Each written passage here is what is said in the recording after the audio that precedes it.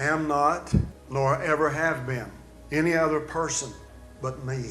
I am not trying to lead people to believe. What if one of the most important religious figures of the 20th century never actually vanished, but instead walked straight into a small Kentucky congregation and has been preaching in plain sight for the last 40 years? There is a theory that circulates quietly through certain corners of the internet, one that most people have heard and immediately dismissed.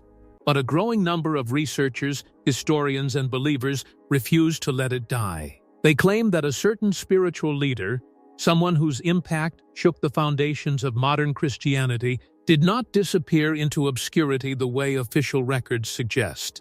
Instead, they say he chose to step back from the world stage to shed the weight of international attention, and to continue his work in the quietness of a rural American church where almost nobody would ever think to look for him.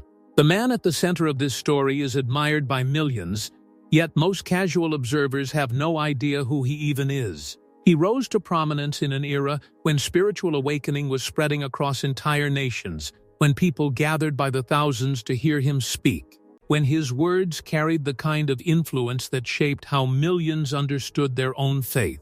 His movement touched lives across continents, inspired books and films, and created a following so devoted that they continue to search for him to this day. And then, just as mysteriously as he had appeared on the world stage, he vanished. Not in a scandal, not in disgrace, but with the gentleness of someone who had simply decided that the noise had become too much, and that the only way forward was to retreat into silence. The question that has haunted believers for decades is not whether he exists. He obviously does somewhere. The question is why someone so visible, so influential, so undeniably gifted would choose to erase himself so completely that finding any biographical information about him becomes like following a trail that grows fainter with every step you take. The figure nobody can quite find there is a peculiar man who now resides in a modest community in Kentucky. A soft-spoken pastoral figure whose congregation numbers in the hundreds rather than the thousands. To those who attend his church regularly, he is simply a dedicated minister who possesses an almost supernatural connection to Scripture and an ability to communicate spiritual truth with disarming clarity. His sermons are known for being unusually profound, delivering insights that seem to come from someone who has lived through entire chapters of history most of us only read about in books. But there are those who walk into that Kentucky church and experience something far more unsettling. They look at this man, his bearing, his eyes, the unmistakable authority that seems to emanate from him even in stillness, and they begin to wonder whether they are in the presence of an ordinary pastor or something far more extraordinary. The resemblance, however, is not the primary reason people become fixated on this theory.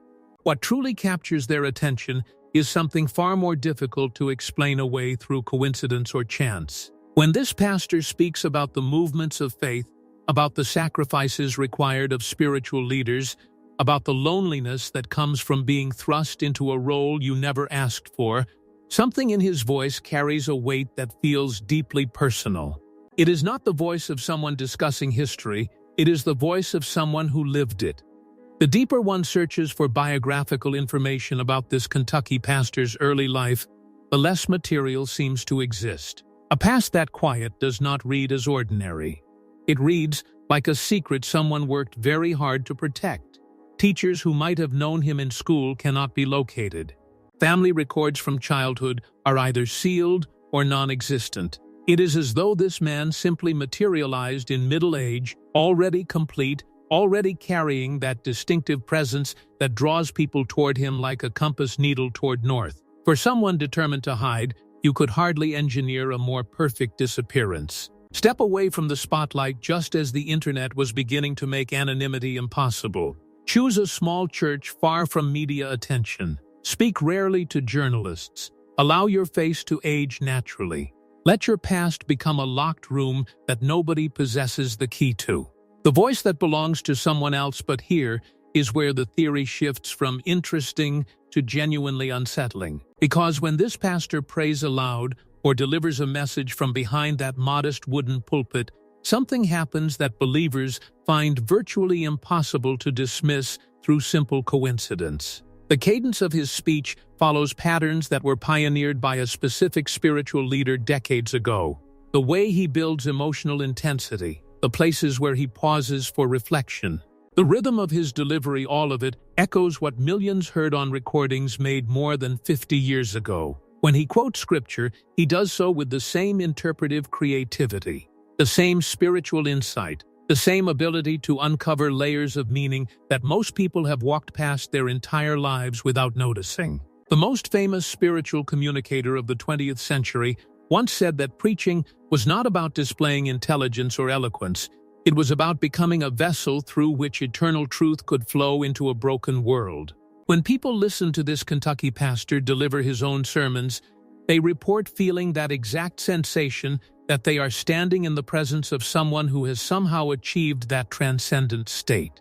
Videos of his sermons began appearing online around 15 years ago, hosted by members of his congregation who simply wanted to share what they experienced on Sundays. At first, these videos circulated only within small communities of believers, but gradually, they reached people who had spent their entire lives studying the teachings of that missing spiritual giant, and the reaction was almost uniformly the same. First came shock. Then came recognition. Then came an overwhelming conviction that they were somehow watching a ghost. By 2015, mainstream religion publications had begun writing cautious articles asking whether it was possible that this missing leader had never actually vanished at all, but had instead chosen a path of deliberate obscurity. Within a year, devoted followers were making pilgrimages from across the country to sit in that small Kentucky church, just to experience this pastor's presence in person. Standing a few feet away made the whole thing feel undeniable. The essence underneath the years somehow remained frighteningly intact. Many of them left more convinced than when they arrived, not because of anything the pastor explicitly said, but because of something intangible they experienced in his presence. It was as though his very existence seemed to confirm what they had suspected all along. The family in the room now, if this were simply about an uncanny similarity in speaking style, the entire theory would probably have faded away by now, relegated to the category of curious internet folklore.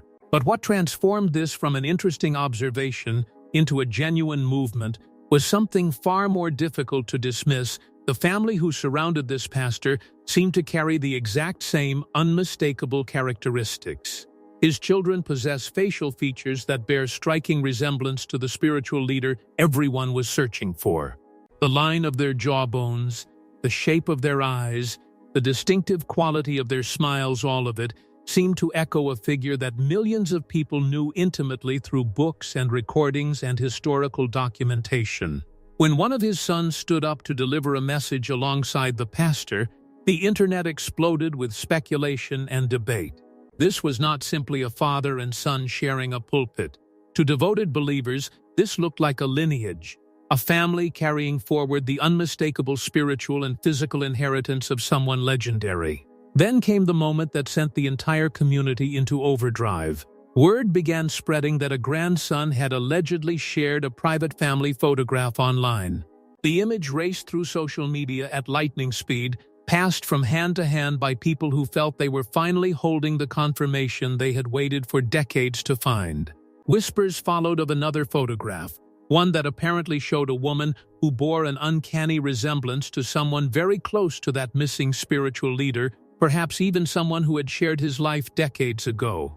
And then, most significantly, came claims that this pastor had been spotted at a private memorial service, seated among family members at a funeral that was meant to remain strictly private. For believers, each piece of evidence seemed to fit together like a jigsaw puzzle that had been scattered across 3 decades. The voice, the children, the family resemblance, the sealed past, the careful non-denials.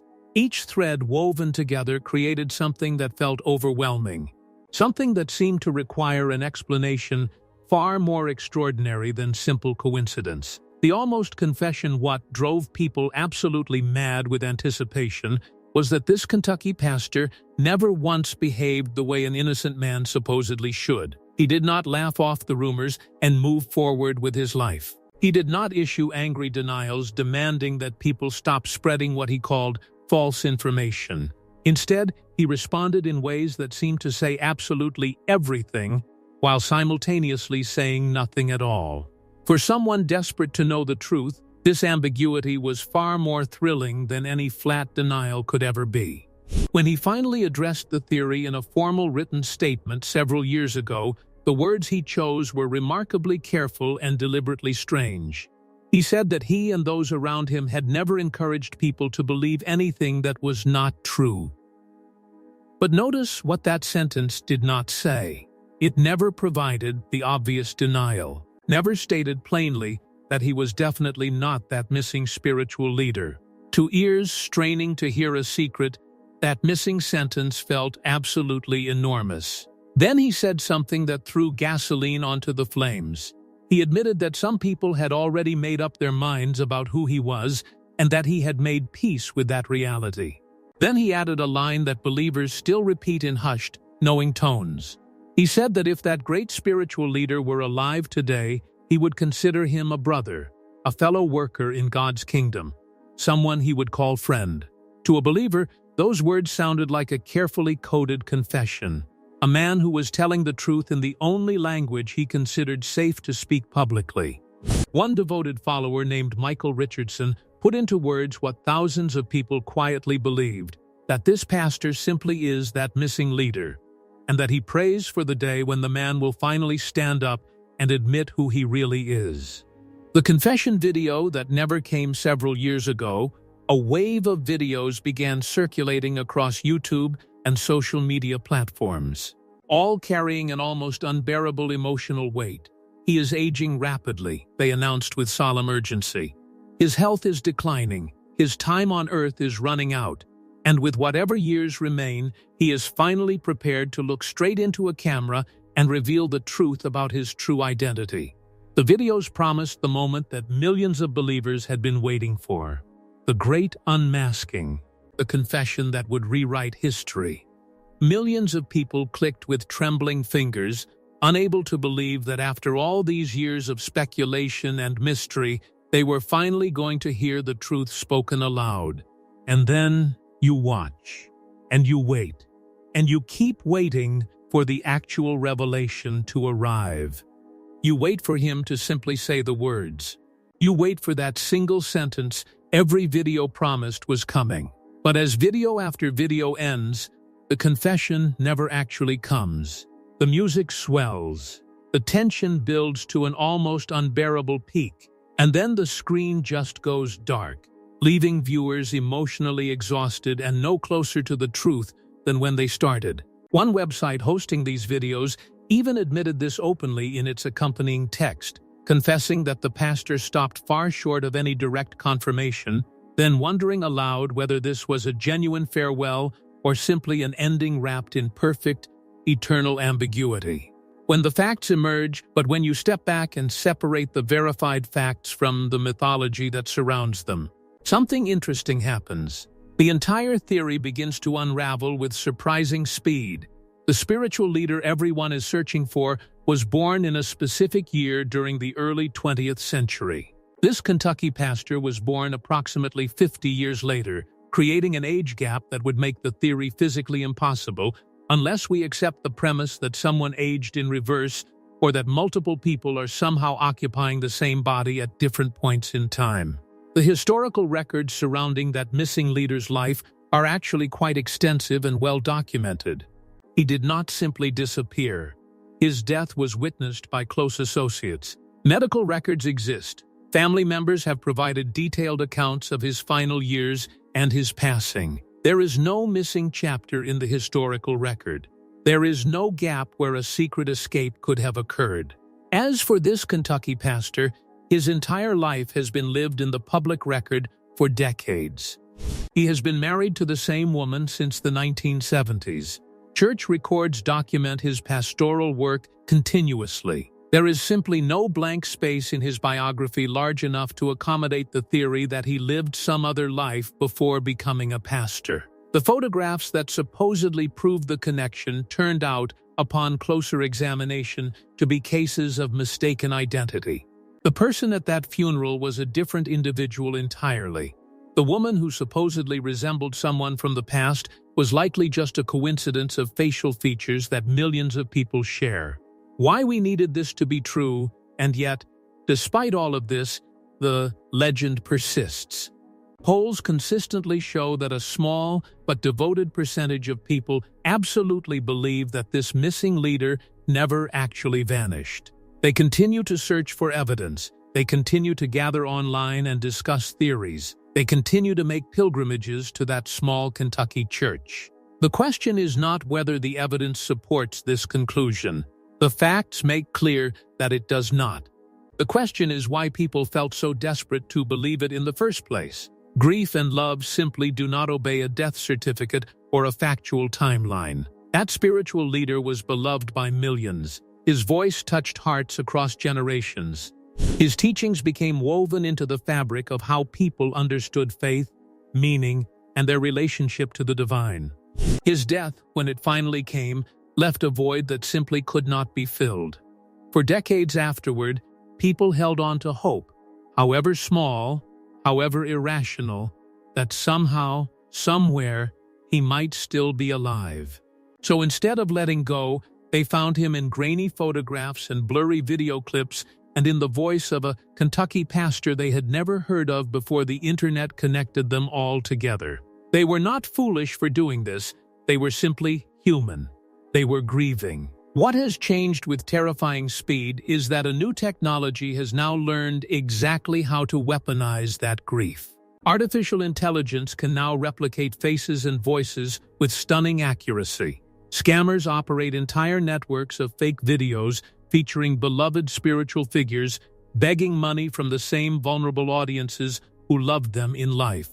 This Kentucky pastor became the perfect target for this exploitation. He is a real man with a trustworthy face. He has accumulated decades worth of free video content available online. His audience consists largely of people searching for comfort and spiritual meaning. To a faceless operation hunting for clicks and revenue, that represents an absolute goldmine of opportunity. The real lesson so the next time one of these confession videos appears on your screen, and your heart leaps with that familiar mixture of hope and recognition, I want you to pause for a moment and think about what is really being offered to you. It is not the truth about a missing spiritual leader. It is your own longing, your own grief, your own need to believe that death is not final and that people we love might return to us. That need is real. That longing is valid. But it is also infinitely exploitable by people who care nothing about the truth, nothing about you, and nothing about the spiritual figures whose faces and voices they steal.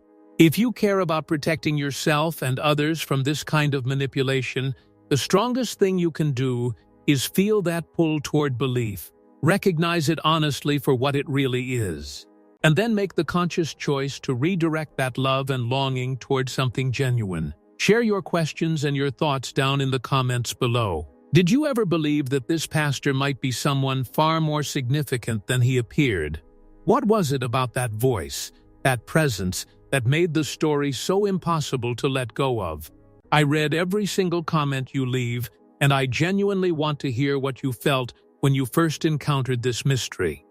And if you found this investigation into how we get fooled by our own longing to be valuable, please hit the like button and subscribe to Church Files Daily, because we're dedicated to uncovering the real stories behind the mysteries that capture our hearts and then asking hard questions about what those stories reveal about ourselves. The truth is often far more interesting than the legend. Thank you for watching.